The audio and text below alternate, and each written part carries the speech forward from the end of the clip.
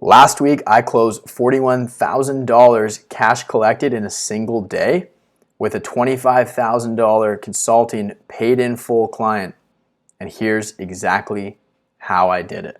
So this document that I'm sharing with you guys right now is the outline of a 2-hour presentation that I gave our clients inside Consulting Blueprint today, where I really just broke down my key takeaways from having a $41,000 day and also from closing a $25,000 paid in full consulting deal as well as part of that. So keep in mind this is cash collected, not revenue. So there's a little bit more than that contracted, but we only care about cash in the bank, right? One in the hands worth two in the bush. So anyways, guys, as you can see, we covered a lot of ground here. So obviously I don't have time to get into all of that in this video, but let's get straight into it. So I kind of broke it down in 3 core sections, and I themed it based on war because A, I've been watching a lot of like Spartan movies like 300, and B, it's awesome.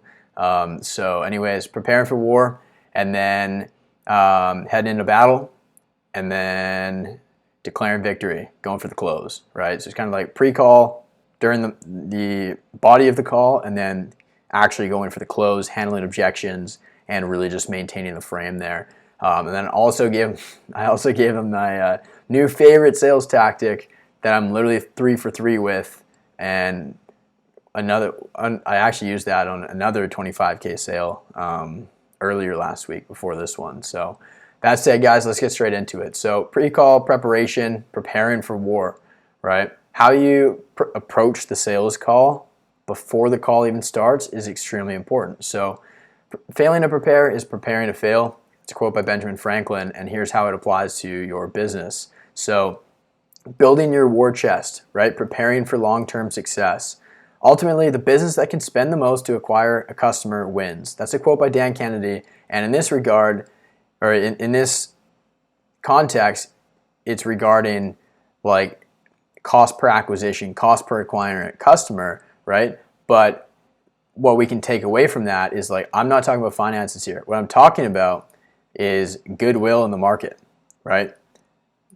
What goodwill means is that you have authority and influence in your market, right? You give a lot of value for free, right? You're just giving value, give, and then all of a sudden you can ask. You can make an ask from your audience, and you can kind of withdraw from that goodwill bank account. So that's kind of the new currency when building a business, and it's really important to understand that because the bigger your war chest, the longer the distance you can go, right? The longer you can fight, the longer you can sustain from your reserves. So the more that's in your account, the more you can withdraw. So the more you put in, the more you can take out. And withdrawing, right? Running call to actions, messaging people, one-time offers, etc. All of that stuff leads to more booked calls, right? So how did I close $41,000 in a single day? Well, it required a lot of preparation, right? I think I had 5 calls in the calendar that day, closed 4 of them, and the 5th one actually got approved for financing, and he should be rolling through tomorrow actually as we speak. So that said, like, how do we book consistently between me and the rest of the team, anywhere from like 12 to 15 calls a day? Well, it's because we have a ton of goodwill in the bank. In our bank account, in the market, we give away a ton of value for free. So that way, naturally, people's reciprocity factor encourages them to give back, right? And the more we give to them, the more inclined they will be to then give some sort of value to us as well. So that said, over time, the more goodwill you build, the more authority you build, the more influence you build in your market. This will help you, not only will this actually help you attract more prospects, but it'll actually attract more prospects that are also more qualified, better fits for what you do, and are actually higher level players that can afford higher price tags.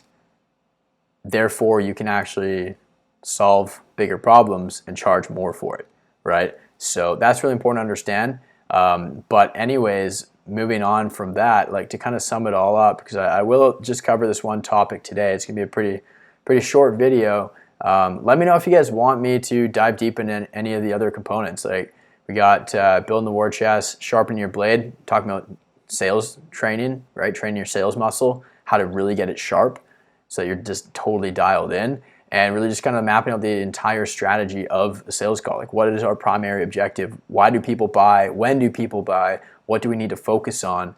And really just diving extremely deep into advanced tonality here, because like 90% of human communication is nonverbal, right? So only 10% of the time you're actually talking.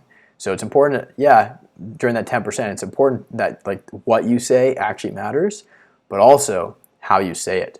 And then also the other 90% of the time is tonality and body language, right? So it's really important to make sure your tonality is dialed in so that what you are saying speaks to their subconscious mind and influences their emotional side of things. And then the words that you do say influence their logical. So we dive really deep. That could be a topic for a whole nother time. And then, of course, state management, right? Getting in the zone.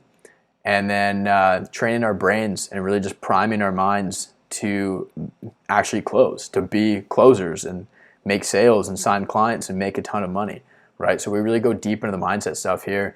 And then, of course, gearing up for battle, right? Putting on your armor, making sure you're ready for it. And then getting into the call, right? How to set the frame, gathering intelligence, restating their problems. So restatements are huge, making sure that you're actively listening and stuff like that. And then, of course, take no prisoners, holding the frame, make sure that the frame is yours, so that way you can you can close the deal. Declaring victory, going for the close, right? Calling in reinforcements, social proof, leveraging case studies, stuff like that. But then here's the real meat and potatoes, smoke screens, right? The real secret to handling objections and going into objection handling 101, essentially, and really just kind of getting down to the core root of it, so that way, not only do you hold frame and they don't end up qualifying you, but B, you actually get down to the core root of the problem, and then threw in a little bonus sales tactic here to really just lead them to make a decision. So like I said, got a ton of stuff here. If you guys like this one part, let me know if you guys want another video about any of the other stuff here too, and I can do that. But if you want a copy of this document as well, just hit me over on Instagram, and I can fire you over a link. So that's at Jeremy_Pogue. But other than that, guys, I will see you guys in the next video.